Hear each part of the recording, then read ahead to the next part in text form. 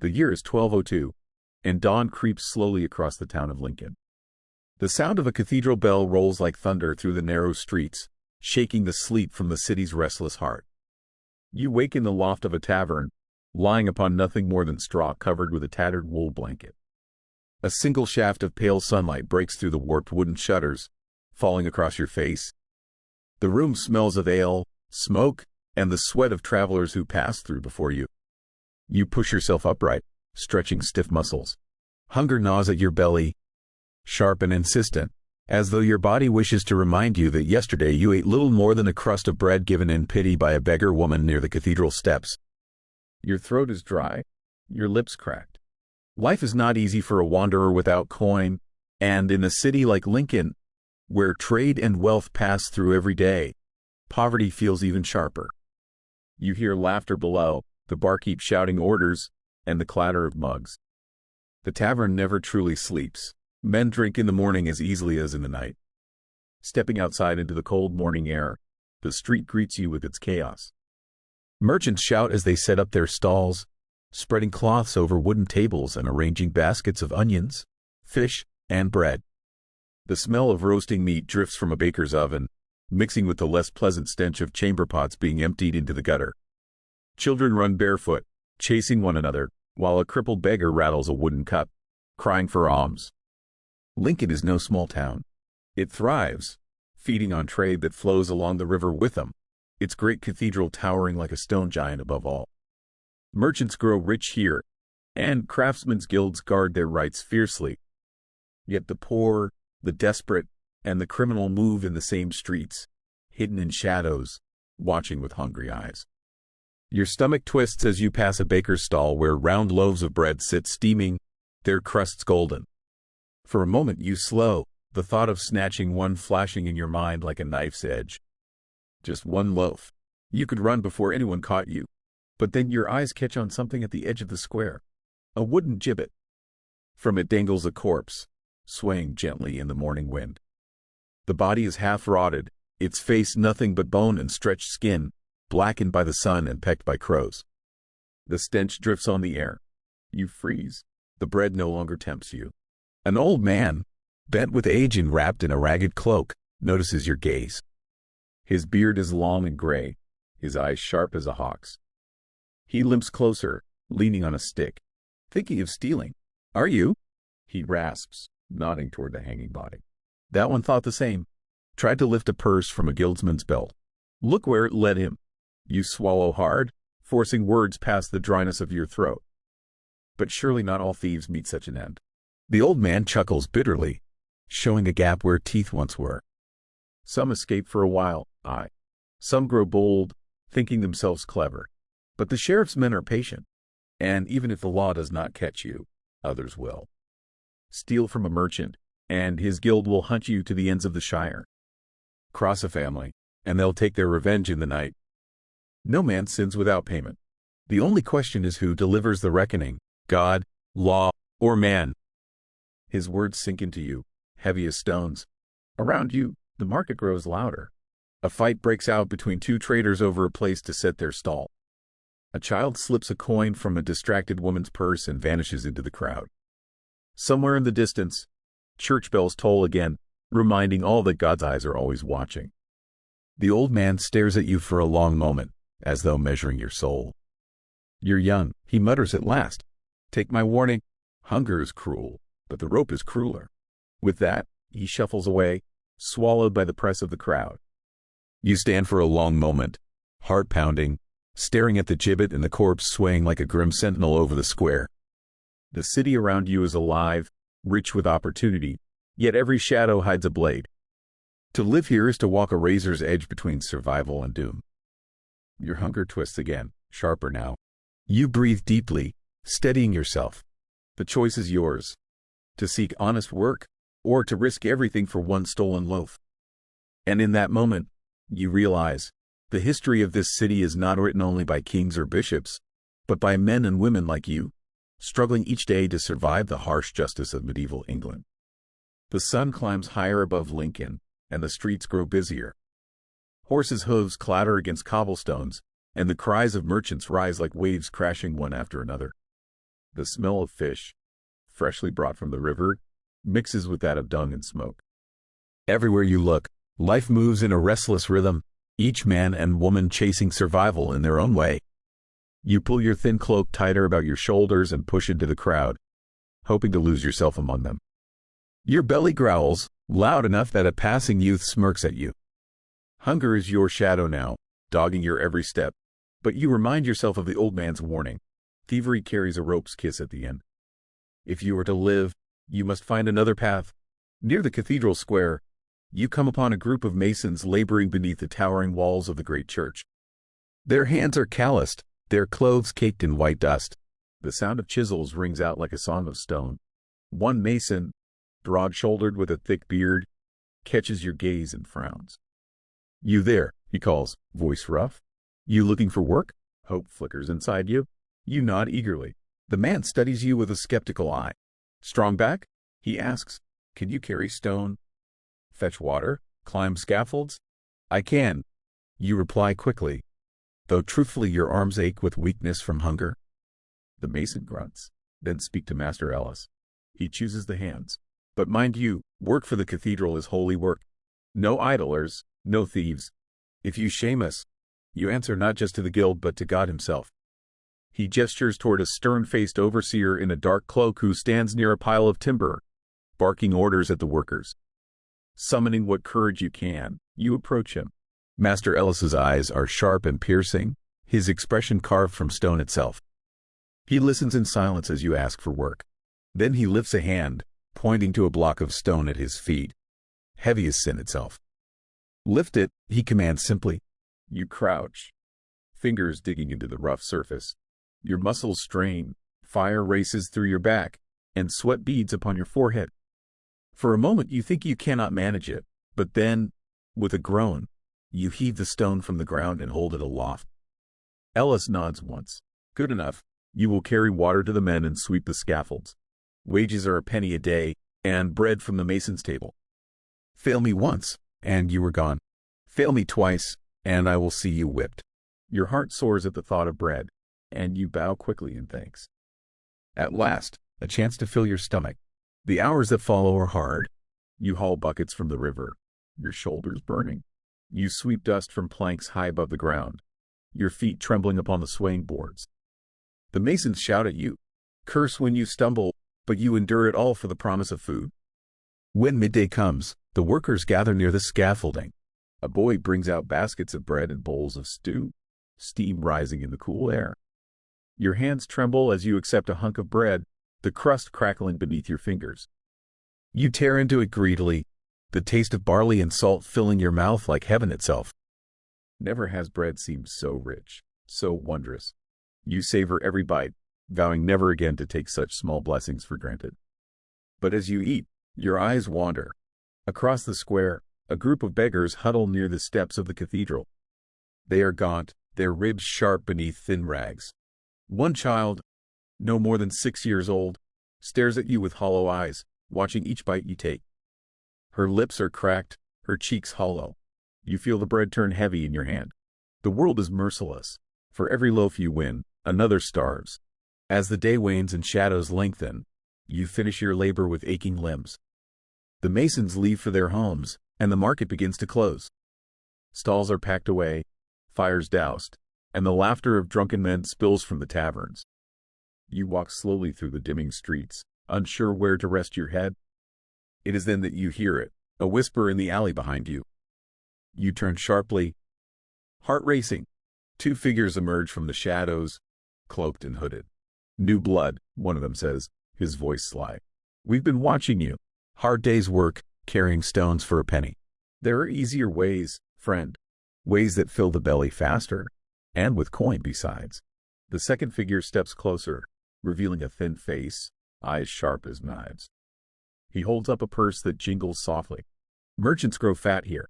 Guildsmen line their pockets with silver. Why break your back when you could simply take what is owed you? Join us, and you'll never starve again."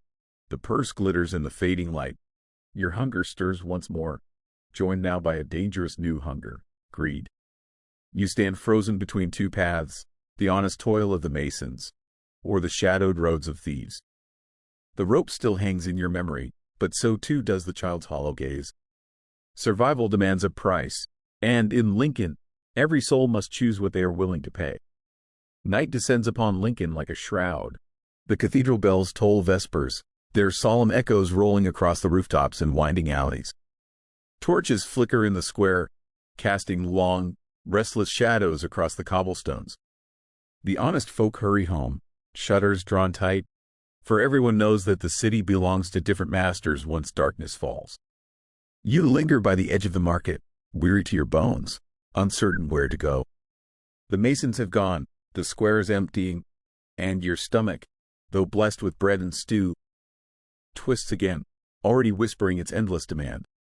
From the alley behind you, the two figures remain. Their cloaks are darker than the night itself, their voices soft yet piercing.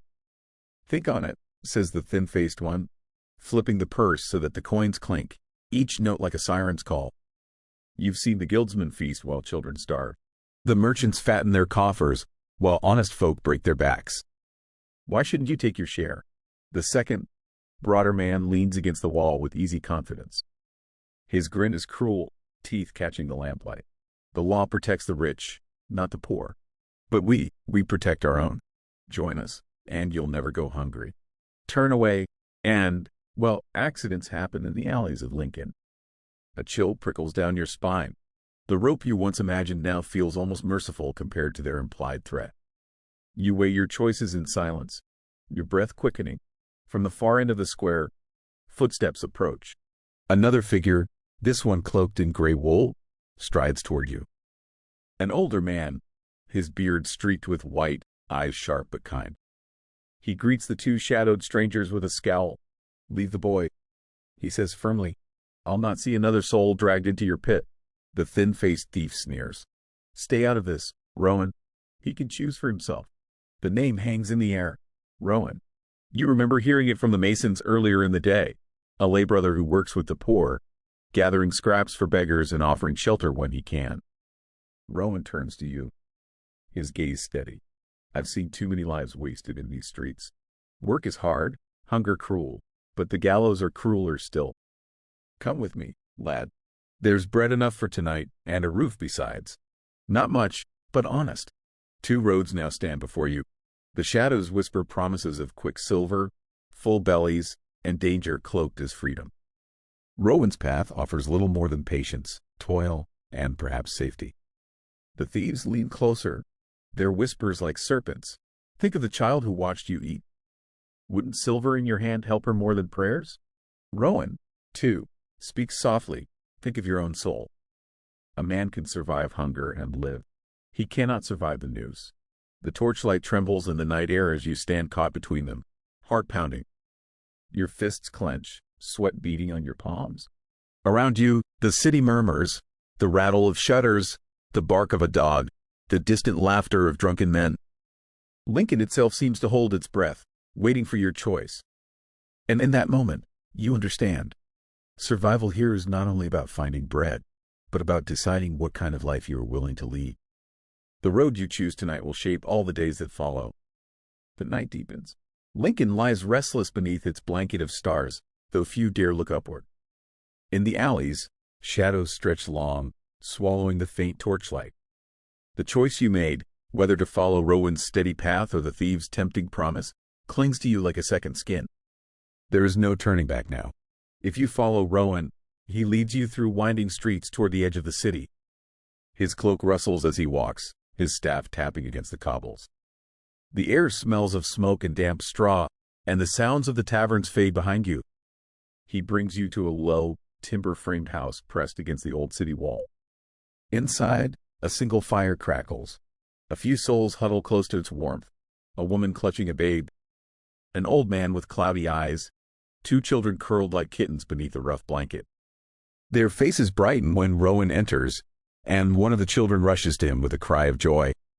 "You see," Rowan murmurs, "there is always room for one more. We share what little we have.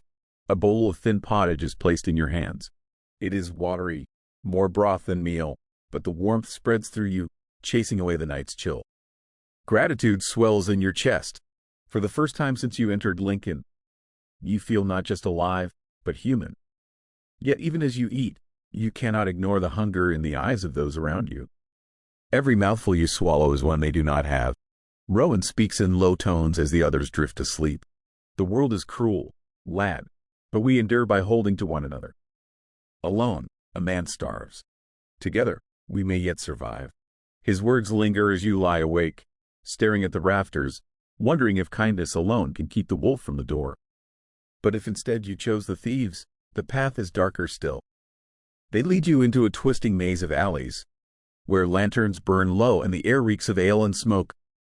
Their den is a cellar beneath a crumbling tavern, its walls dripping with damp. Men and women lounge upon straw mats, their eyes sharp, their laughter hard. Dice clatter upon a table. A man sharpens a knife in the corner. Your companions, your new brothers, welcome you with sly smiles. A mug of ale is thrust into your hand, and a crust of meat pie pressed upon you. The taste is rich, almost decadent after days of hunger. Yet every bite feels like a bargain struck. The thin-faced thief, now revealed as Jory, leans close. There's work tonight, he whispers. A merchant's storehouse. Soft target, fat purse. You'll earn your place, and more coin than a mason makes in a month. The words send a thrill through you, but also a shiver. You imagine the gallows again, the rope's cruel bite.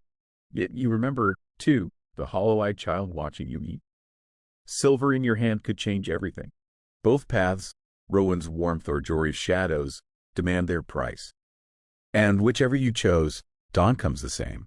The bells of St. Mary's toll as the sun rises, casting golden light upon the city's stone walls. Lincoln stirs once more. Merchants cry their wares, masons return to their scaffolds, beggars line the cathedral steps. Yet you feel changed, older somehow, as though the night carved new lines upon your soul. If you slept beneath Rowan's roof, you wake stiff but safe. The poor greet you as family, sharing their meager breakfast of bread crusts and broth. Gratitude fills their eyes, and for a moment, you glimpse a kind of wealth no coin can buy. Trust, belonging, and dignity. But hunger gnaws still, and this life will never be easy. If you walk the thieves' road, you wake in the damp cellar, silver clinking in your pouch from the night's raid. The thrill of it lingers in your blood, but so too does the memory of the merchant's cry when Jory's blade pressed against his throat, the terror in the man's eyes as you took what was his. The silver feels heavy, almost poisoned, yet it glitters all the same. Either way, Lincoln's heart beats on around you. The city does not care which choice you made. It offers no mercy, only more trials. The hunger remains, the cold persists, and survival still demands its price. And you, caught between mercy and shadow, must decide again and again what kind of life is worth the living. The morning air in Lincoln is sharp with frost, though the sky glows pale blue. The city stirs to life with the clatter of hooves, the clang of hammers, and the murmur of merchants crying their wares. To most, it is simply another day, but for you, the day feels different, weightier, as though the night's choices still cling to your skin like smoke. If you walk with Rowan, dawn finds you in the quiet shelter of his humble house. The fire is little more than embers, and the others rouse themselves slowly, stretching their thin limbs beneath patched blankets. The woman with the infant hushes her baby with a lullaby, her voice cracked but gentle. The old man stirs and coughs, a wet rattle that shakes his frail frame. You watch them with uneasy eyes. Their lives are fragile, each breath a victory against hunger and cold. Rowan himself is already at work, ladling pottage into bowls, his beard glistening with dew from the early morning air. "Up, lad," he says kindly. "There's bread to be fetched, and wood to be chopped. We survive together, but each must lend a hand." So you follow him through the narrow streets, carrying a basket. Beggars line the cathedral steps, their hands outstretched. Some smile faintly at Rowan, greeting him as though he were more than a man, as though he were hope itself given flesh. You see how people trust him, how he speaks to them not with pity, but with respect. And yet, you notice how thin his purse remains, how heavy his burdens must be. In the market, he barters with merchants, trading scraps of labor for stale bread, broken tools, or withered vegetables. You see both scorn and kindness in the eyes of those he meets. Some laugh at his ragged robes, others give freely, as though ashamed of their own wealth. And all the while, you feel the ache of hunger in your belly. Rowan notices. He presses a crust of bread into your hand. Eat, he says softly. Hunger tests the body, but it must not consume the soul. You wonder how long such endurance can last. But if instead you chose Jory's path, the morning is different. You wake in the cellars half dark, your pouch heavy with silver, your mouth tasting of stale ale. Around you, the thieves stir like wolves, muttering of plans and profits. Dice are already rolling, curses already flying. Jory grins when he sees you. A fine hand you showed last night, he says. The others respect you now. Keep at it, and you'll never want for bread again. He tosses you a small knife. Its blade crude but sharp. Every man in our band carries one. Not just for work, but for loyalty. The weight of the blade in your palm is unsettling. It gleams faintly in the dim light, whispering promises of power and threats of consequence.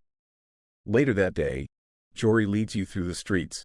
The thief's presence is everywhere, though unseen. A beggar who passes a coin to another with a nod. A merchant who looks away as Jory pockets an apple. A watchman who avoids your gaze altogether. You begin to realize their influence stretches far deeper than you thought. You see, Jory murmurs, his grin sly. The city bends for those bold enough to seize it. The church prays, the masons sweat, the poor beg. But us, we take what we will. His words thrum in your chest like a drumbeat, and yet a shadow of unease lingers. For with every step you take, you feel yourself drifting further from the boy who once stared hungrily at a mason's bread. As the day wanes, Lincoln grows restless. A cold wind sweeps the streets, rattling shutters. Rumors stir among both poor and rich alike.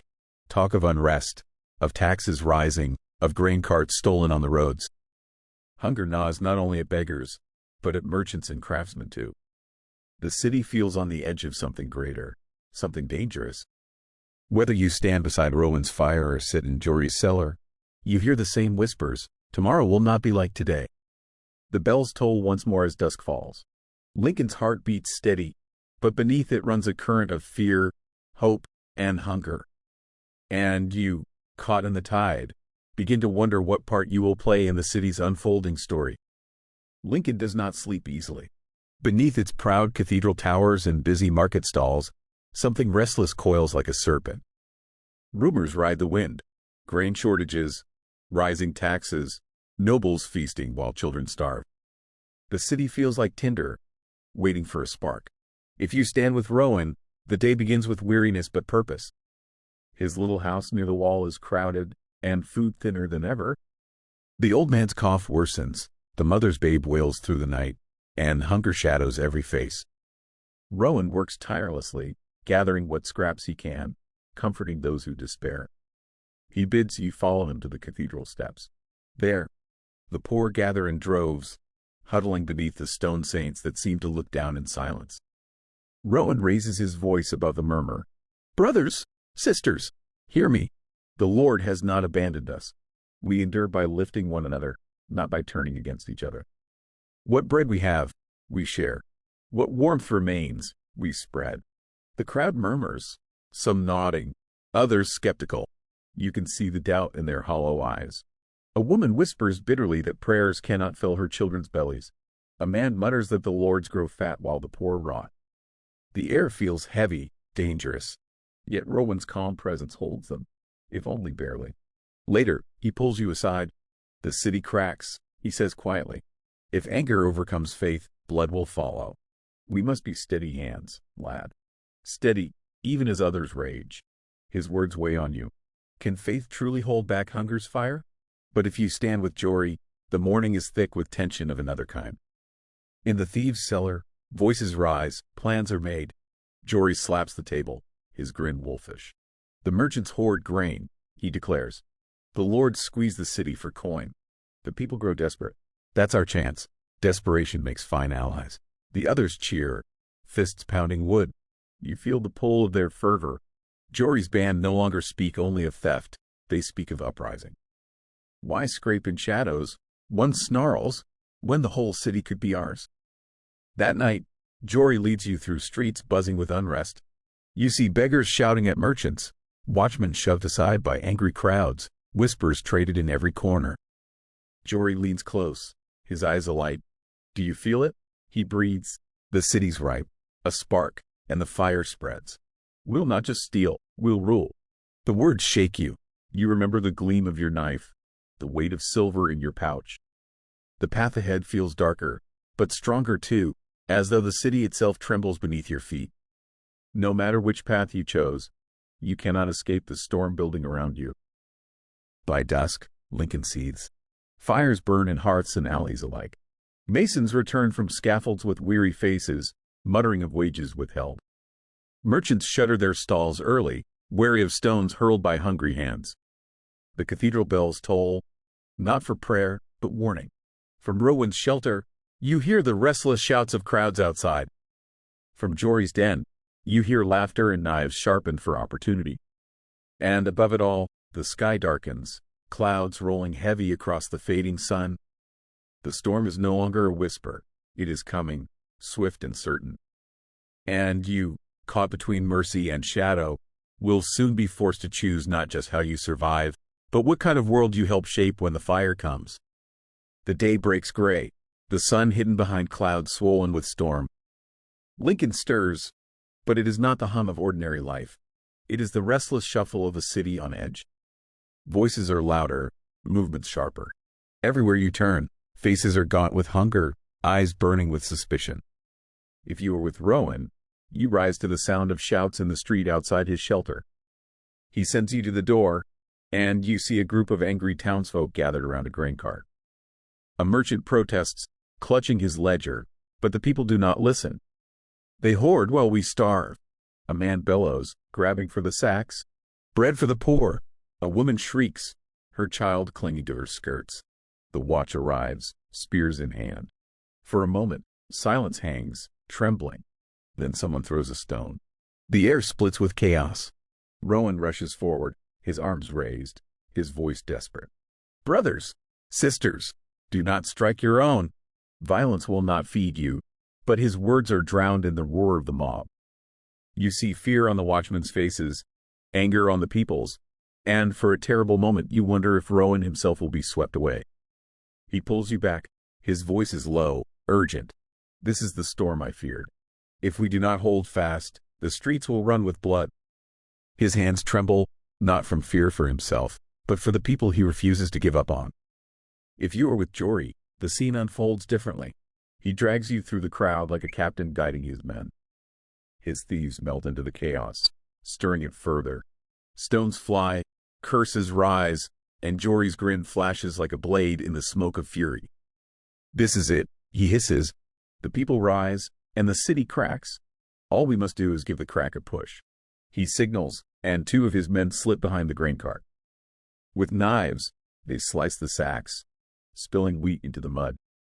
The crowd surges, screaming, clawing for handfuls. The merchant falls beneath the press, and Jory laughs. Look at them, he says. Hunger is the sharpest knife. Today it cuts for us. His eyes find yours. Soon, boy, Lincoln will belong not to priests or lords, but to those who dare seize it. Whether you stand in Rowan's shadow of mercy or Jory's fire of ambition, the city itself now groans under the weight of unrest. By midday, the unrest spreads. At the cathedral square, hundreds gather, demanding food, demanding justice. Priests raise their voices in prayer, but the crowd answers with jeers. Stones strike the holy steps. A banner is torn. The watch patrols in doubled numbers, yet they walk uneasily, spears shaking. Rumors whisper that even some guards grow weary of defending the wealthy while their own families starve. As night falls, the air is thick with smoke. Fires burn not only in hearths, but in alleys and workshops. Masons mutter of strikes, merchants fear their stalls ransacked, and nobles bolt their doors. Lincoln, once steady as stone, now trembles like a wall about to fall.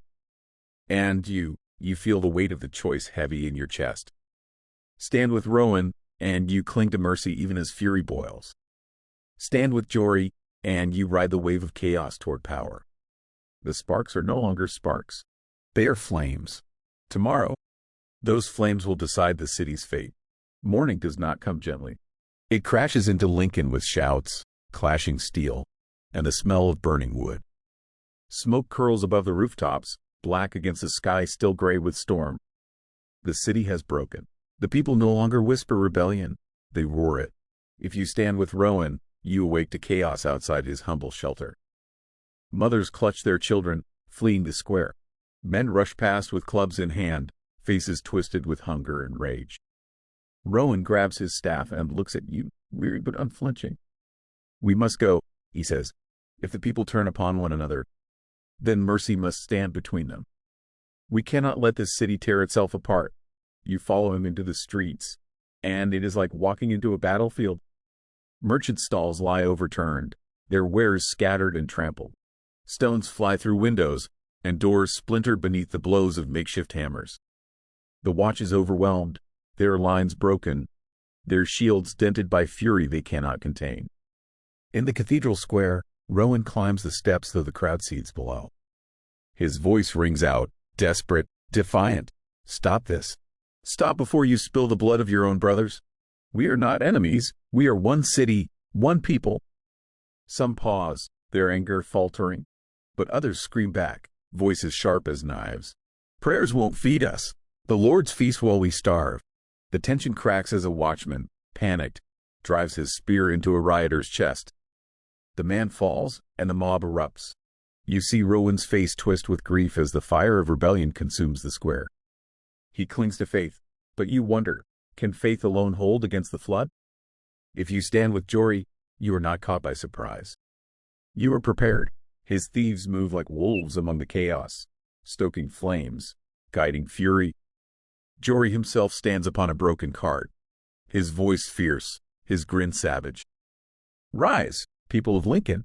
No more chains, no more hunger. Take what is yours. Take the city. Take your lives back.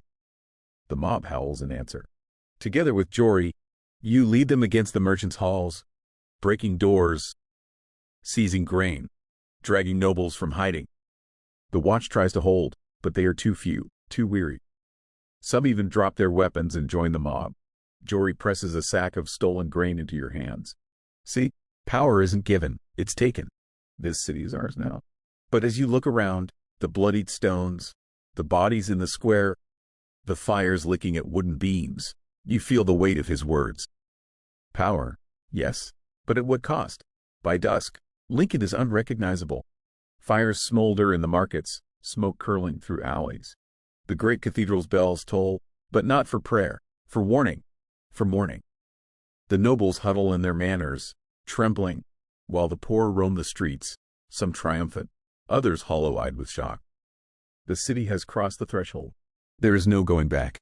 And you, whether holding Rowan's fragile mercy or Jory's ruthless ambition, are no longer just a witness. You are a part of the fire. Tomorrow, Lincoln will wake not as the city it once was, but as something new, something forged in the flames of hunger and fury. And you must ask yourself, in the ashes, what role will you play, healer or conqueror? The night is filled with fire. The smell of smoke clings to your clothes. The roar of voices rattles the very stones beneath your feet. Lincoln is no longer a city of law or prayer. It has become a battlefield. If you are with Rowan, dawn finds you beside him in the shadow of the cathedral. Exhaustion lines his face, but his eyes burn with unyielding faith. The square is littered with broken carts and torn banners. Pools of blood darken the cobbles where men and women fell the night before. Rowan kneels beside a wounded boy, binding his arm with strips of linen. His voice trembles, but his hands remain steady. Every life we save is a stone against the tide of despair, he murmurs, though you see how weary he is, how fragile. Then the bells toll again, not for prayer, but as a call to arms. A column of watchmen marches into the square, shields raised, spears gleaming. Behind them, nobles ride on horseback, armored and grim. By order of the council, a captain shouts, the rebellion will be crushed today. Any who resist will hang. The crowd answers with fury. Stones fly, torches wave, and the clash begins. Rowan throws himself between the lines, staff raised not as a weapon but as a plea. No more blood. Stop this madness. But his cry is swallowed in the storm. Steel meets flesh. Screams pierce the smoke. You are swept in, dragged into a tide of rage where mercy feels like a frail candle in a hurricane. Still, Rowan refuses to lift a blade. He fights only to shield, only to protect. And in that, you see both his strength and his doom. If you are with Jory, the day begins with triumph. He leads you and his thieves through the alleys like wolves, their eyes sharp, their hands clutching stolen blades. This is the day we take it all, Jory growls. No more scraps, no more begging. The city belongs to us, or it belongs to no one. He drives the mob into the heart of Lincoln, toward the council hall where the nobles cower. The watch forms a line, shields braced, but Jory only laughs. "Break them!" he roars, and the mob crashes forward. You see blood spray as pikes stab into the front ranks. Men and women fall, screaming, but others climb over them, driven by hunger, by fury, by the fire Jory himself has fed. You are shoved forward, blade in hand, and the world narrows to steel and screams. Jory fights like a storm, his dagger flashing, his laughter wild. He cuts down a watchman, then another, until his hands drip red. "Look!" he shouts. "Look how easily they fall. Power is ours." Yet even as you stand by him, the sight of bodies trampled in the mud, children crying for parents who will not rise, makes your chest tighten. Victory tastes bitter, like ashes on your tongue. By nightfall, Lincoln is unrecognizable. The cathedral bells are silent, their ropes cut. The marketplace lies in ruins, stalls burned to charred skeletons. The noble quarter is a fortress under siege, its gates battered, its walls smeared with soot and blood. The air itself seems heavier, thick with grief and fury. No corner of the city is untouched. Every alley hides the dead. Every hearth trembles with fear. And you, whether beside Rowan's faltering mercy or Jory's ruthless triumph, stand at the very heart of it all. The city bleeds, and tomorrow will decide if it lives or dies. The city does not sleep. All through the night, screams echo in the streets, fires lick at rooftops, and the moans of the wounded haunt the alleys. Lincoln is no longer a place of order, but of survival. Dawn rises red, not with sunlight, but with smoke and blood. If you are with Rowan, the morning feels like the last stand. He gathers what few faithful remain, healers, priests, weary townsfolk who still cling to hope. The cathedral square is their refuge, though it has become more a field hospital than a place of prayer. Dozens lie upon the stone floor, their bodies wrapped in bloodied linens, their whispers filled with pain. Rowan's voice is hoarse, but still it carries, "We will not surrender to hate. We will endure, even in the fire. Mercy is our weapon, hope is our shield." But then word spreads. The council has ordered a final purge. Soldiers march through the city with torches and blades, burning houses suspected of harboring rebels, cutting down anyone who resists. The mob, in turn, rises again, enraged beyond reason. The streets are rivers of chaos. You help Rowan lead survivors away, darting through alleys as soldiers close in. At one moment, you find yourselves trapped at a crossroads. Behind you, armored men advance. Before you, riders surge with clubs and axes. Both see enemies. Both thirst for blood. Rowan raises his staff, standing between them. His voice shakes the air. "Enough. Look at yourselves. You burn your homes. You kill your neighbors. And for what? Bread? Power? This is not salvation. It is ruin." For a heartbeat, the crowd falters. But then a stone strikes him in the chest. Soldiers push forward. Riders scream. You rush to Rowan's side, and in his eyes you see both sorrow and faith unbroken. Whether he lives or falls in that moment depends not on him, but on what Lincoln chooses to believe. If you are with Jory, the dawn is a war drum. He rallies his mob outside the council hall, his voice fierce, his dagger gleaming in the smoke. "This is it," he shouts. "The lords will fall today. No more chains, no more hunger, only freedom taken by our hands." The mob roars in answer. You surge forward with them, battering at the gates.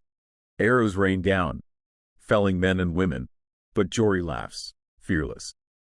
He scales the broken gate like a wolf, dragging you behind him. Inside, chaos reigns. Nobles cower, soldiers fight to the death. Blood runs down the marble steps. Jory strikes without mercy. his blade carving a path through gold-embroidered robes and armored guards alike. At last, you reach the council chamber. The great oak doors splinter under the mob's fury, and inside, the last of Lincoln's rulers kneel in terror. Jory's grin is savage as he raises his blade. "Today, power ends," he says. "Today, the city belongs to us." You feel the weight of it, the blood on your hands, the screams outside, the flames licking the windows. Victory is here. Yet in the silence between heartbeats, you wonder if this is freedom, or only a new chain forged from fire and fear. By nightfall, the fate of Lincoln is sealed. If Rowan's path holds, perhaps mercy will temper rage, binding the wounds of the city. Those scars will remain for generations. If Jory's path prevails, Lincoln will be reborn in blood. Its rulers dead, its people free but broken, standing upon the ashes of all they once knew. And you, caught between these two roads, will forever be marked by the choice you made. The story of Lincoln is no longer about nobles or rebels, priests or thieves. It is about you and the fire you walked through. What remains is not the city that was, but the city you helped to create. The fires of Lincoln smolder for days. Smoke coils from the ruins of homes and markets, drifting into a sky the color of iron. The cries of the wounded echo through empty streets, mingling with the groans of the dying. Where once merchants called their wares and children played, now only silence lingers, broken by the crack of falling beams or the caw of hungry crows. You walk through it all, each step heavy with ash. The city you knew is gone. In its place lies something raw, something fragile, something waiting to be shaped. If Rowan still stands, his followers gather in the shattered cathedral. The roof is half collapsed, yet the bells remain, blackened with soot but unbroken. Rowan kneels beneath him, his hands stained with blood, his robes torn and filthy. Still, his voice carries with quiet strength, "We have endured the fire. Now we must endure the burden of rebuilding. Let mercy guide us, even for those who raise their hands against us." Some nod, their eyes filled with weary hope. Others glare, their grief too fresh, their anger too sharp. A woman cradles her child's body and spits at Rowan's feet. Mercy for murderers? Mercy for thieves? What of mercy for us? Rowan bows his head, and for a moment even he seems broken. Yet when he rises, his hands reach to help. His lips murmur prayers for healing. Whether Lincoln embraces his vision or tears itself apart again depends not on him alone, but on whether the city can believe in forgiveness. At night, you sit beside him among the wounded. He speaks to you softly, as though to himself. Hope is not a flame that burns bright. It is a coal that smolders, even under ashes. Tend it, and perhaps one day it will burn again. If Jory rules, the city kneels beneath a different fire. His mob has become an army, his thieves captains, his killers lieutenants. The noble quarter lies looted, its marble halls stripped of gold and silks. Council members hang from the gates, their bodies a warning to all who would oppose. Jory struts through the ruins like a king in rags, his dagger never far from his hand. "Look at it," he laughs, standing atop the council steps, smoke curling behind him. "The city is ours. No lords, no priests, only us." The mob roars their approval, yet already cracks form. Hunger gnaws at bellies, plague stirs in the filth of unburied corpses, rival factions whisper in the shadows. You see Jory's eyes glint with suspicion as he watches even his closest men. Power, once seized, is never safe. That night, he grips your shoulder hard enough to bruise. "Stay close to me," he says. "The city is a knife, and if we do not hold it by the handle, it will cut us." His words burn in your ears. You cannot tell if they are promise or threat. Whichever path you walked, Lincoln is changed forever. The marketplace will never ring with laughter as it once did. The cathedral will never shine as it once did. The noble halls will never command the same fear. Instead, from ashes and blood, something new begins. And you, whether carrying Rowan's fragile mercy or Jory's ruthless triumph, stand at its heart. The choices you made now ripple outward, shaping a city reborn in pain, and perhaps, one day, in hope. Lincoln is no longer the city it was. It is the city you helped forge. Morning light creeps slowly across Lincoln's broken walls. The fires that once painted the sky red have died, leaving only smoke-stained clouds drifting above charred rooftops. The streets are eerily quiet, save for the shuffle of weary feet and the distant hammer of someone trying to mend what was lost. Everywhere you look, reminders of the uprising remain. Burned timbers jutting from ruined homes, corpses still lying unclaimed in alleyways, shattered glass crunching beneath your boots. The city has survived, but barely. If Rowan's mercy holds sway, his followers begin the slow, painful work of tending to the wounded and burying the dead. The cathedral, though scarred and broken, has become the heart of the city again. Its bells ring, not for celebration, but to summon hands to carry bricks, to share bread, to wash the streets of blood. Rowan himself moves tirelessly among the people. His staff is gone, shattered in the chaos, but his voice still carries weight. Each stone we lift, each life we save, is defiance, he tells those who falter. Not against the council, not against rebels, but against despair itself. Some people listen. Others mutter that kindness cannot fill empty bellies, that prayers cannot guard against raiders now circling outside Lincoln's walls. Yet slowly, a fragile sense of community stirs, like green shoots pushing through cracked earth. One evening, you sit by Rowan at the cathedral steps. He gazes out at the ruined marketplace, where once coins clinked and merchants shouted.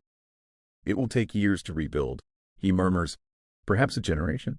But the city will live, if its people remember they are more than their rage. His eyes turn to you.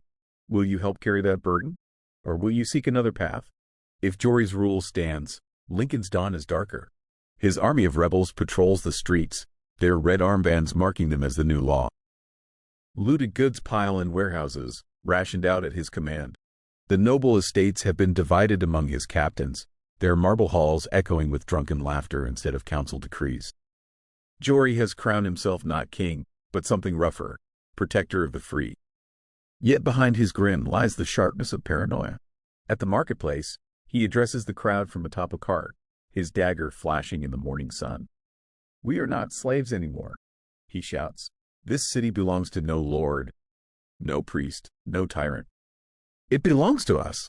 The mob cheers, fists raised high. But beneath their voices you hear hunger's growl, fear's whisper. Already gangs clash over scraps. Already rumors spread of deserters taking bribes. Already whispers speak of plague rising from the unburied dead. That night, Jory drinks with his lieutenants, slamming a cup into your hand. His laugh is wild, but his eyes search every shadow. "We've won," he says, gripping your wrist. But winning is the easy part. Now the knives come from behind. The air around him feels heavy, victory poisoned by suspicion. Whichever future you stand in, Lincoln breathes, but shallowly. Children wander among ruins, chasing stray dogs. Merchants argue over scraps of food in broken stalls. Survivors kneel in the dust, building fires from splintered doors. Life clings stubbornly, even when everything else has fallen. But which direction that life takes, toward mercy and patience, or toward fear and iron, remains uncertain. As the sun dips low, painting the city in tired gold, you realize the uprising was not an ending. It was only the beginning. The fate of Lincoln is still being written. And your hands, scarred and weary though they are, hold the pen. The weeks after the uprising stretch long and heavy, like a winter without end. Lincoln does not heal quickly. Its wounds run too deep. The marketplace, once the beating heart of trade, now lies half empty. A few stalls reopen, selling blackened bread, wilted roots, salvaged scraps, but the air is heavy with suspicion.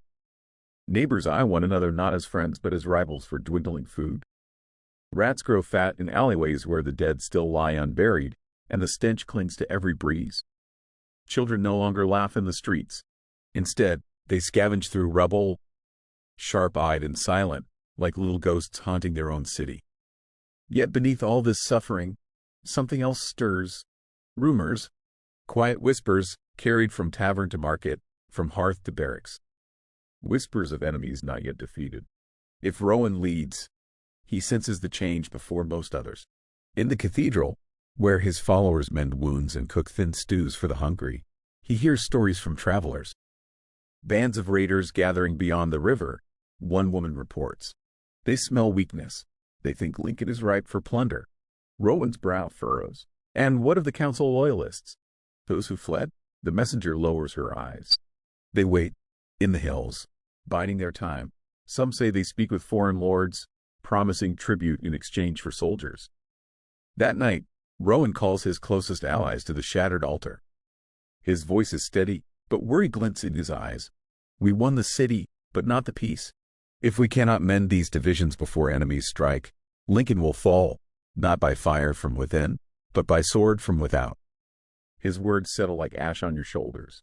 For the first time, you see not just a healer in him, but a man weighed down by choices too heavy for one pair of hands.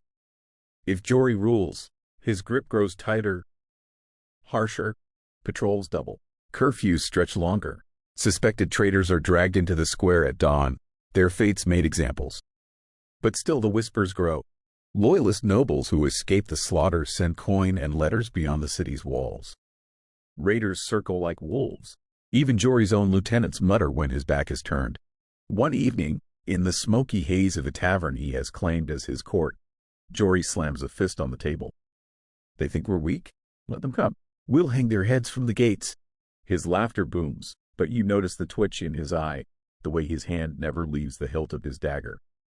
Later, when the crowd disperses, he pulls you aside, voice low and hoarse with drink. It's not just raiders. My men whisper. Your men whisper. You hear it too, don't you? Someone wants me gone. His grip on your collar tightens until you can barely breathe. If they come for me, you'll stand with me. Won't you? His question feels less like a request and more like a blade pressed to your throat. Beyond Lincoln's crumbling walls, storm clouds gather. Raiders sharpen their blades. Loyalists plot in secret. Hunger gnaws deeper with every passing day. And within the city, hope and fear wrestle for dominance. Some cling to Rowan's fragile vision of unity. Others thrive under Jory's law of the strong. But both paths are riddled with cracks, and in those cracks, danger grows. One night, as you walk through the ruins, you hear it clearly for the first time. A whisper carried on the wind. Lincoln will not survive another war. You stop, staring at the broken skyline, the half-rebuilt cathedral, the smoke curling from a dozen fires. The whisper feels true, and yet, deep within, another voice stirs, the one that drove you to fight, to endure, to stand when others fell. Perhaps Lincoln cannot survive another war. Or perhaps, with the right choices, he can. The warning comes at dawn. A farmer, ragged and breathless, stumbles into the city through the east gate, mud clinging to his boots, terror etched deep into his face. His words tumble out in broken gasps. They're coming. Raiders, hundreds of them, riding with banners black as crows. By midday, the city knows. Fear spreads faster than fire. Merchants shudder what stalls remain. Mothers drag children into cellars, and men clutch rusted swords they haven't lifted in years. The streets, once heavy with hunger and grief, now buzz with a sharper, colder edge, panic. Beyond the walls, the first horns echo across the fields. Long, low, mournful notes that make the stones of Lincoln tremble. When you climb the battlements, you see them at last, riders on dark horses, shields painted with crimson wolves. Torches blaze in their hands though the sun is still high, and already smoke curls behind them where farms once stood. The wolves have come to feast. If Rowan leads, he summons the people to the cathedral square, his voice ringing out over the frightened crowd. We have endured famine. We have endured fire. We will endure this. Some weep at his words. Others curse. We are not soldiers, one man cries. What good are prayers against swords? Rowan does not flinch. You are more than soldiers. You are Lincoln. If you stand together, the wolves will break upon our walls. That night, the cathedral becomes an armory. Old blades are sharpened, hunting bows restrung. Rowan moves among the people like a flame in the darkness, binding wounds before they bleed, binding courage before it falters. You see it in his face when he looks toward the enemy campfires flickering beyond the river. Fear. But he carries it quietly, so that others might believe. If Jory rules, he greets the news with laughter. From atop the half-broken council tower, he bellows at his men, "Let the wolves come. We'll skin them for cloaks." His lieutenants cheer, though their eyes flick nervously toward the enemy's growing fires. Jory calls for every able hand to take up arms. There's no room for cowards in Lincoln. Fight or hang! He stalks the ramparts like a storm caged in flesh, barking orders, slamming fists, his energy infectious but edged with madness. Soldiers who falter feel the flat of his blade against their backs. At night, he drinks with his captains, raising a cup toward the enemy camp. Tomorrow we paint the walls red, not with our blood, with theirs. But you see the truth in the shadows of his eyes. He is not laughing at the wolves. He is laughing to drown out the howl of his own fear. The first attack comes suddenly. A dozen raiders break from the darkness, their horses pounding the earth like drums of war. Torches fly over Lincoln's walls, setting straw and timber alight. Archers scramble, loosing arrows too late, too wild. Screams echo as the city burns anew. You fight in the chaos, steel against steel, blood against stone. The raiders' faces are painted in ash, their mouths twisted into grins as if slaughter were a holy act. One lunges at you, his axe flashing, and only instinct saves you. The night stretches endless, filled with fire and blood. Yet somehow, when dawn comes, Lincoln still stands. The wolves have tested the gate but not broken it. For now, from the battlements, you stare at the fields beyond. Hundreds more still wait, their banners swaying, their horns silent. They are patient. They know hunger will gnaw at Lincoln from the inside faster than any blade can from the outside. The war has only begun. Days stretch into weeks. The wolves wait outside Lincoln's walls, patient as winter itself. Their campfires flicker across the dark fields like an ocean of stars, mocking stars that promise no light, no salvation. Inside the walls, life grows unbearable. The granaries are nearly empty. Rats scurry bold across the marketplace, fat from stolen crumbs, while children's bellies sink hollow. Bread is ground thinner each morning, stretched with bark and dust until it tastes of ashes. People barter scraps of food for trinkets, for blankets, even for flesh. The city begins to eat itself. If Rowan leads, he feels the weight heavier with each passing dawn. His cathedral is now more hospice than temple. Rows of the starving huddle beneath the shattered stained glass, whispering prayers through cracked lips. He moves among them tirelessly, laying hands, offering words, breaking what little bread remains into countless pieces. Yet he cannot feed them all. One evening, as the bells toll low, a woman clutches at Rowan's robe, her eyes wide and fevered. "You said we would endure," she hisses. "My child is dead. What endurance is this?" Her words cut deeper than any blade. Rowan does not answer, only kneels beside her and weeps in silence. And though some still look to him with hope, others begin to doubt. Whispers rise in the night. He promised too much. He cannot save us. Still, Rowan does not falter. The wolves want us divided, he tells you. If we break faith, they win without lifting a sword. Yet you see the truth in his face, his faith phrased thinner each day. If Jory rules, hunger makes him crueler. He hoards what little grain remains, feeding his soldiers first and letting the weak rot. A sword is worth 10 stomachs, he declares. Better to keep fighters standing than children crying. But his harshness sparks rebellion within. One night, a band of desperate men attempt to raid the armory, hoping to seize food and weapons. Jory catches them himself, dragging their battered bodies to the square by dawn. Before a silent crowd, he orders them hanged. "This is what comes of treachery," he growls. Yet you notice the faces in the crowd. Too many nod in fear, not loyalty. Later, drunk on bitter ale, Jory mutters to you in the flicker of firelight, "They fear me." That is enough. Fear feeds loyalty better than bread. But the city murmurs differently. Whispers curl in the dark. Better to starve free than live under his chains. The raiders outside grow bolder. Each night, they creep closer to the gates, their laughter echoing through the dark like wolves baying at the moon. Arrows whistle over the walls. Fires erupt in the night. The city cannot rest. And worse, rumors spread that some within Lincoln have begun trading with the enemy. A loaf of bread for a secret, a handful of grain for a map of the gates. The wolves are not only at the walls, they are already inside. One night, you stand atop the battlements, the cold wind cutting through your cloak. Below, torches move in the distance, circling the city like a noose. Behind you, in the streets, voices argue, cry, and curse. The thought presses in on you like stone. Lincoln is not just besieged from without. It is rotting from within. And when the wolves strike again, you do not know which will break first, your walls or your people's hearts. The breaking point comes not with swords, but with whispers. For weeks, rumors have crept through Lincoln like rats in the dark. Some say bread is hidden in secret cellars. Others whisper that leaders feast while children starve. And then, the darkest whisper of all, that men within the walls have bargained with the wolves outside. By the time the truth claws into daylight, it is too late. If Rowan leads, he hears the bells tolling at midnight and rushes to the marketplace. There, flames already lick at the wooden stalls, sparks leaping skyward like angry spirits. A mob has gathered, gaunt men, hollow-eyed women, even children clutching stones. They scream for food, for justice, for blood. Rowan tries to stand before them, hands raised, his voice trembling yet firm. Brothers, sisters, hold your anger. The wolves wait for us to destroy ourselves. But hunger is louder than faith. A stone strikes his shoulder.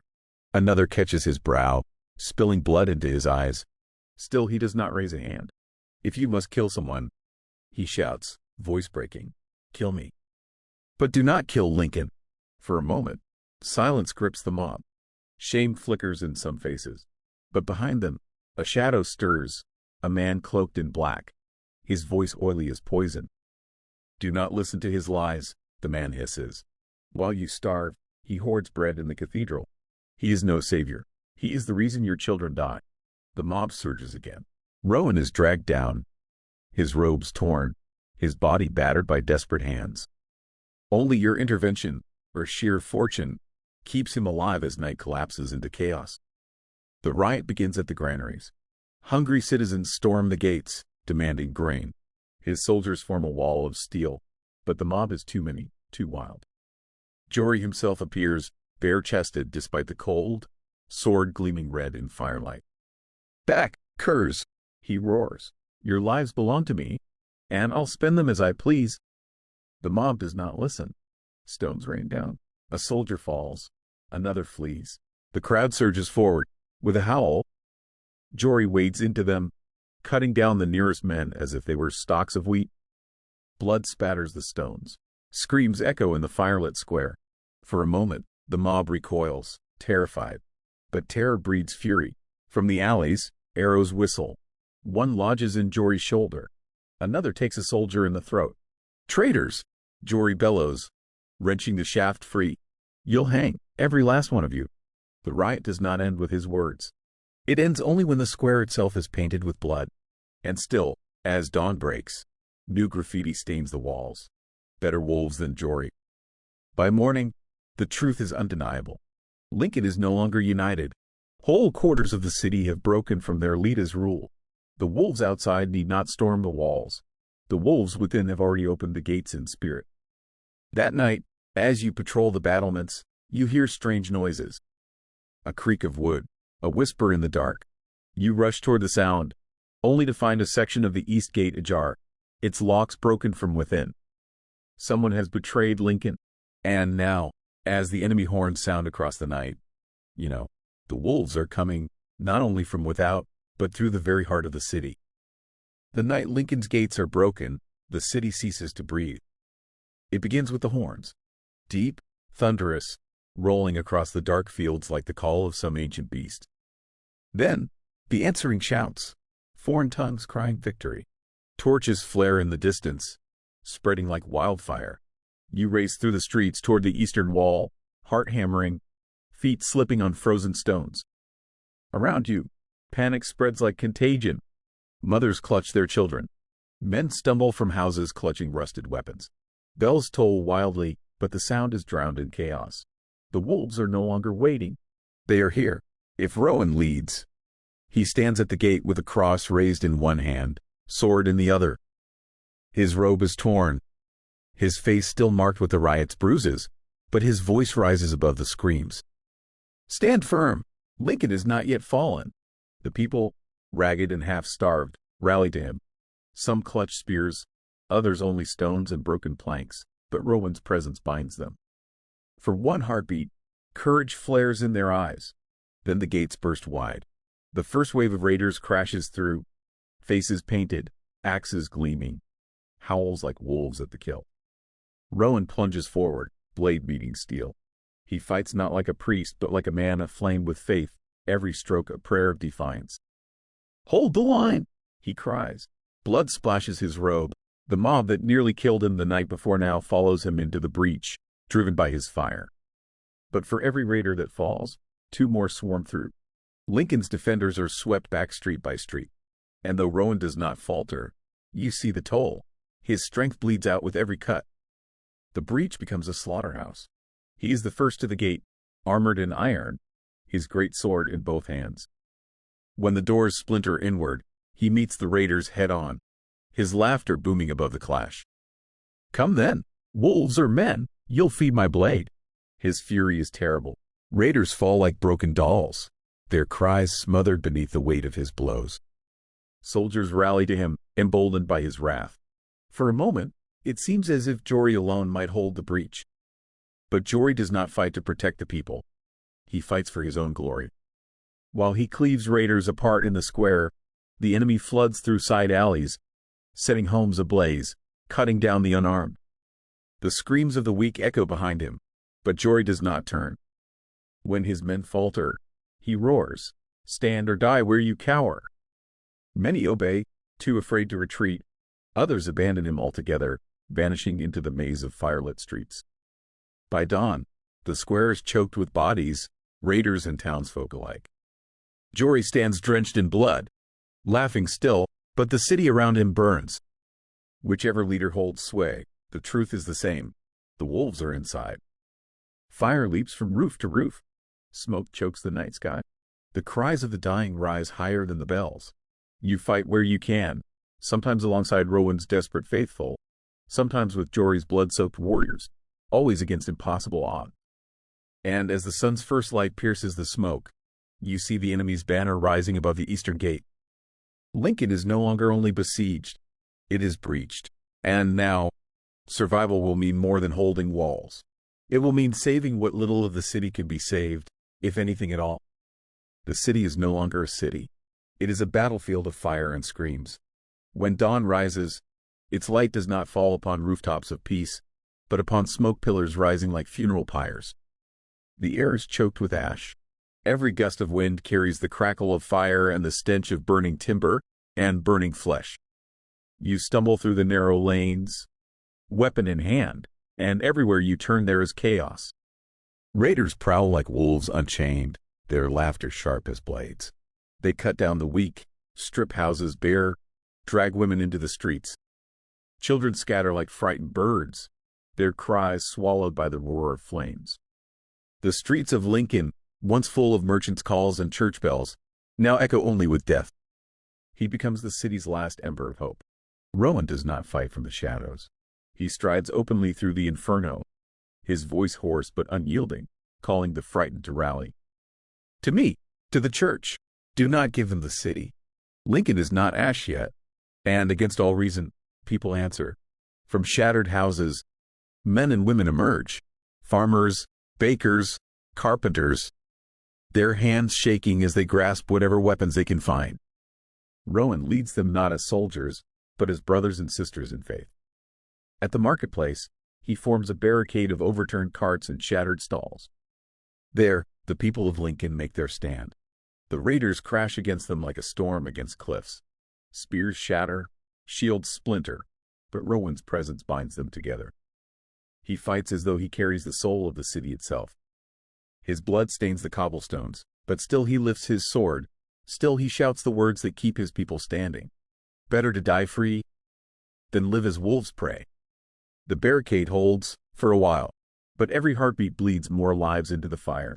The streets are soaked in blood, but much of it is his own people's. He does not rally civilians. He has no use for them.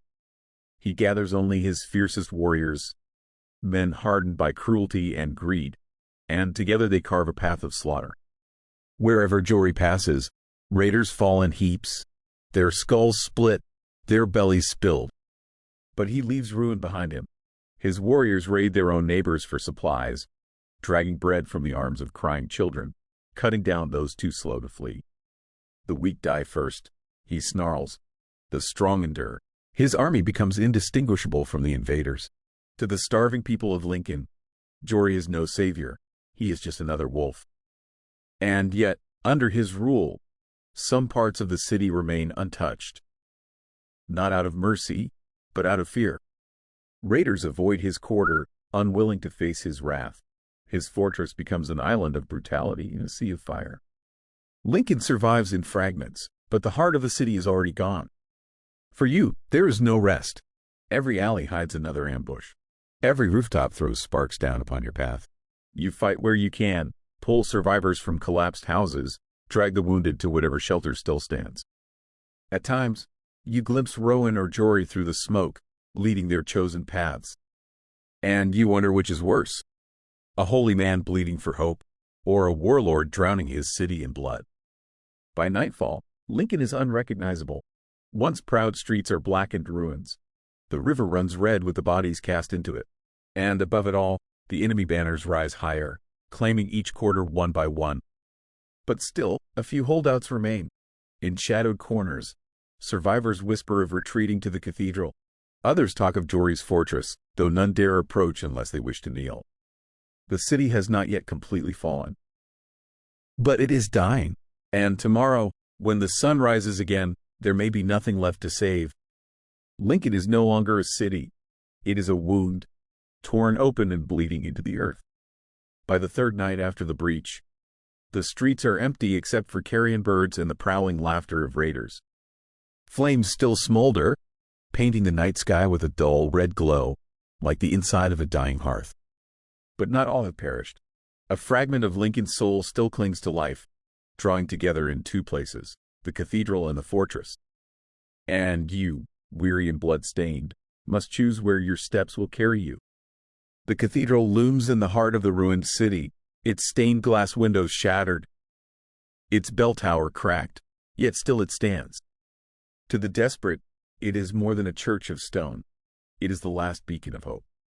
Within, Rowan kneels before the altar, his hands clasped, his robes soaked with blood, both his own and others. The great crucifix above him hangs crooked, but still it towers, a silent reminder of faith that refuses to fall. Around him, the people gather. Dozens at first, then hundreds. Families carrying what little they salvaged, soldiers wounded and limping, children clutching their mothers' skirts. Rowan's voice carries over them, low but steady, weaving a fragile thread of courage. Here, we do not surrender. This is our house, our refuge, our holy ground. And as long as one heart beats within these walls, Lincoln lives. The cathedral becomes a fortress of faith. Barricades rise at its doors, pews overturned, stones dragged into place, shattered beams nailed across the arches. Men with spears guard the entrance, while women tend to the wounded in the side chapels. The chants of prayer rise against the howls of wolves outside. When the raiders come, they find not easy prey but a wall of defiance. Rowan fights at the forefront, every strike of his blade an act of devotion. His people fight not because they believe they will win, but because Rowan has given them something greater than survival. He has given them meaning. The cathedral bleeds, but it does not fall. Not yet. The fortress at the western quarter is no holy refuge. It is a citadel of stone and cruelty, its gates shut against the dying city. Torches burn along its walls, and screams echo from within, not the screams of raiders, but of townsfolk who begged for entry and were turned away. Only the strongest, the fiercest, the most ruthless are allowed past Jory's gates. He stands upon the ramparts, armor gleaming with fresh blood, and watches his city burn with a grin. "Let it fall," he says. "Those who live here are wolves, not sheep. Let the fire cull the weak." Inside the fortress, his warriors feast upon stolen grain, drink stolen wine, and sharpen their blades for the next slaughter. They treat Lincoln not as a home but as a prize, carving it apart piece by piece. The townsfolk who fled here find little mercy. They are used, beaten, enslaved. Yet some accept it, for life in chains is still life. Jory rules with fear, and in that fear lies a terrible kind of order. Raiders think twice before storming the fortress. His men prowl the nearby streets like rabid hounds, cutting down intruders, dragging spoils back within the gates. Lincoln survives in Jory's hands, but it survives as something monstrous, twisted into his image. Whether you stand within Rowan's cathedral or behind Jory's iron gates, the truth is clear. Lincoln is no longer whole. It has fractured into two hearts, both still beating, but neither strong enough to survive forever.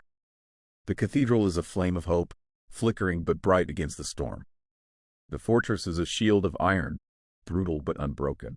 You walk among the survivors, your sword heavy, your soul heavier. Everywhere you see despair, and yet you also see stubbornness. The raiders roam the streets, but they have not taken everything. Not yet. Lincoln still fights. And tomorrow, when the wolves gather again, you will be there, whether as a defender of the faithful or as a hound of the warlord. But one question burns brighter than the fires around you. When the last day comes, will Lincoln die as a city of faith or live as a kingdom of wolves? Dawn breaks red, not with sunlight, but with fire. Smoke covers the horizon, rolling low like storm clouds. The raiders are no longer scattered bands. They have gathered into an army. From the northern hills to the southern riverbank, banners of wolves and flames rise, their horns echoing across the valley. Lincoln is surrounded.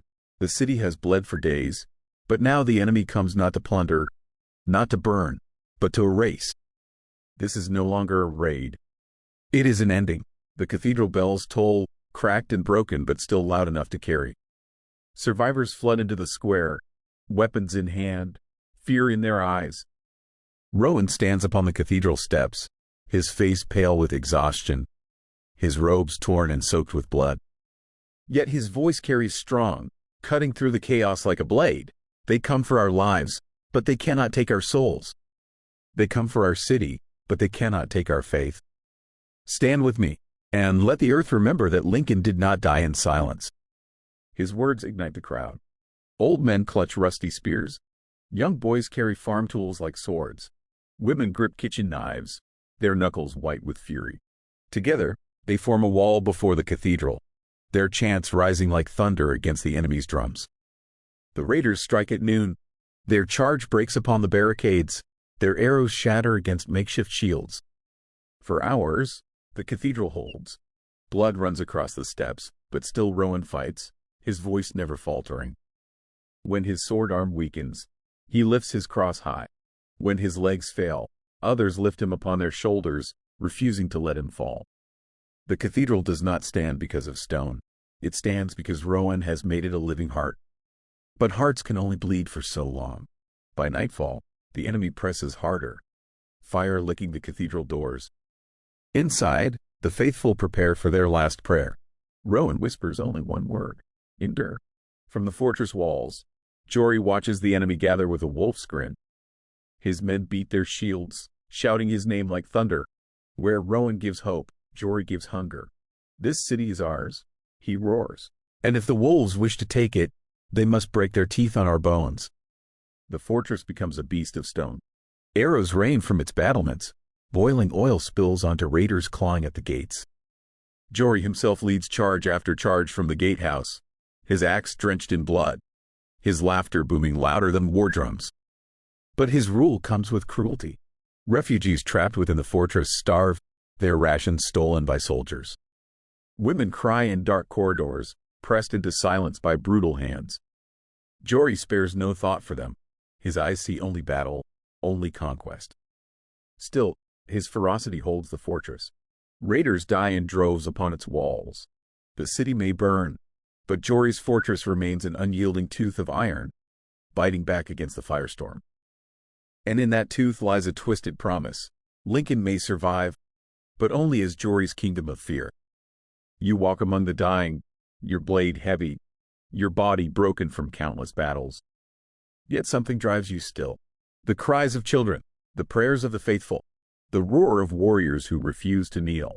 The enemy pounds at the gates, their torches blazing, their horns unending. Lincoln shakes beneath the weight of the storm. Above the cathedral, smoke rises like incense. Above the fortress, flames flicker like a crown. And you realize the truth. This night is Lincoln's last. When dawn comes again, the city will either be ash, or it will be reborn into something new, something holy, or something monstrous. The choice is no longer yours alone. It belongs to the blood of every man, woman, and child who stands tonight. The siege has begun, and Lincoln will not leave this night unchanged. The night is endless. The air itself seems to burn, every breath thick with smoke, every heartbeat drowned beneath drums of war. The raiders strike from all sides, their torches painting the walls in a sea of fire. Lincoln trembles, her last strength pushed to the edge. The doors of the cathedral groan as axes slam against them. Flames lick the stained glass windows, casting broken saints upon the walls. Inside, hundreds kneel together, their voices rising in one final prayer. Rowan stands at the altar, sword lowered, cross raised. His voice does not tremble. God does not ask us to win, he says softly, only to stand. The raiders burst through with a howl of victory. What they find is not terror but defiance. The faithful do not flee. They rise with weapons in their hands, with tears on their faces, with fire in their souls. The battle inside the cathedral becomes a slaughter, but not of the meek. Farmers strike like lions, mothers like wolves. Every fallen believer drags another raider down with them. Rowan fights at the center, blood running down his brow. When his sword finally shatters, he grips the broken blade like a dagger, refusing to surrender. When at last the cathedral roof collapses, burying both raiders and faithful alike, the flames leap high into the night. Yet the sound that carries above the crackle is not a cry of defeat, but a final hymn. Lincoln burns, but it burns wholly, and the raiders cannot claim a true victory, only ashes. The fortress shakes beneath the enemy's assault, yet its walls hold strong. For every ladder raised, Jory's men hack it down. For every ram that strikes, boiling oil pours upon it. And at the gate, Jory himself rages like a storm. His axe carves a red path through raider after raider. His laughter is wild, unbroken. He bleeds from a dozen wounds, yet his fury never falters. Inside, however, his people starve. The fortress becomes a tomb for those too weak to fight. Children cry in the dark, their voices drowned by the roar of war. To Jory, their suffering is nothing but the price of survival. When the dawn finally breaks, the raiders retreat, their dead piled high against the fortress walls. Lincoln lies in ruin beyond its gates, but Jory stands triumphant upon the battlements, his axe raised to the smoke-filled sky. The city survives, but not as it was. It becomes Jory's kingdom, a place ruled not by hope, nor by faith, but by fear. The people whisper that Lincoln did not endure. It was devoured by its own wolf. When silence finally comes, you stand amidst the wreckage. Your body shakes, your sword drips with blood. Around you, the city is unrecognizable. Streets you once walked are now rivers of ash. Homes where laughter once lived are broken shells. You feel no triumph, only the hollow weight of survival. If Rowan fell, his name becomes a prayer whispered by the few who escape. If Jory stands, his shadow swallows the land. And you carry the memory of Lincoln. Not the fire, not the blood, but the faces. The ones who stood, who fought, who endured, even when the world turned to ash. The city may be gone, but its story is not. And as long as someone remembers, Lincoln still breathes, if only in the hearts of those who lived its last night. Dawn comes at last, not golden, not bright, only pale and gray, like a ghost crawling over the horizon. The smoke still hangs low, the stench of blood and ash woven into the morning air. Lincoln is silent, too silent. The city that once rang with bells and laughter now lies in ruins, her stones blackened, her streets broken. But silence does not mean emptiness. From the shadows of shattered walls, from beneath the rubble of homes, survivors crawl out.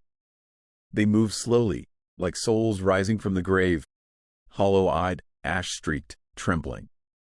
And yet, alive, the cathedral is gone, reduced to a skeleton of stone and ash. The raiders are gone too, many burned within its fall. Survivors gather before the ruins, clutching what little remains, a scorched cross, a half-burned hymn book, a piece of colored glass. They weep, but their weeping is not despair. It is memory. Rowan's final hymn is still fresh in their ears. They whisper his name as though it is scripture, promising never to let the world forget. A boy, no older than 10, climbs upon the rubble and raises a charred wooden beam like a banner. Around him, the survivors kneel, not in defeat, but in unity. They have no walls, no king, no riches left, yet they have each other. And in that bond, Rowan's promise lives, endure. Lincoln as a city is dead, but Lincoln as a people is reborn. The fortress still stands, its walls blackened but unbroken. Upon the battlements, Jory raises his axe high to the gray morning sky. His soldiers roar his name, their voices echoing across the ruins. He has saved Lincoln, yet not the Lincoln that was. Inside the fortress, the starving crawl in the shadows, their eyes filled with both gratitude and fear. Jory walks among them like a conqueror, promising protection, promising food, promising strength, but always at a cost. Lincoln rises again, but as something darker, something harder. The fortress becomes its heart, iron and unyielding. The people whisper Rowan's name in secret, but it is Jory's shadow that rules the land. Lincoln has survived, yes, but at the price of its soul. You walk through the ruins, sword sheathed, footsteps heavy. Everywhere you turn, faces look to you, some with hope, some with fear.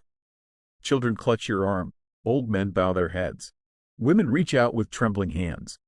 They do not ask for miracles. They ask only for guidance. You realize then, Lincoln is not just stone and walls. It is not just cathedral or fortress. It is the people who survived the fire, and they are looking at you now, waiting to know what comes next. The road ahead is long. Fields lie barren, homes lie broken, and the memory of war will haunt every step. But in that ruin lies possibility, a chance to rebuild, a chance to remember, a chance to begin again. And so you speak, not as warrior, not as priest, not as lord, but as one of them. We survived. And while we breathe, Lincoln lives. The words spread like embers through the crowd. Heads lift, shoulders straighten, a murmur begins, then a chant, then a roar. Lincoln lives. Lincoln lives. The ashes shift in the wind, carrying the sound across the ruined valley. And for the first time in what feels like centuries, hope dares to rise again. Years later, travelers will speak of Lincoln. Some will say it was destroyed in flame, others that it was reborn in iron. Some will remember Rowan's final hymn, others Jory's unbroken fortress. But all will agree on one thing: Lincoln did not vanish. Its people carried it forward, into the fields they rebuilt, into the prayers they whispered, into the stories they told by firelight. And somewhere, in every whispered tale, your name will be spoken too. Because when the world turned dark, you stood. And because you stood, the memory of Lincoln will never fall silent.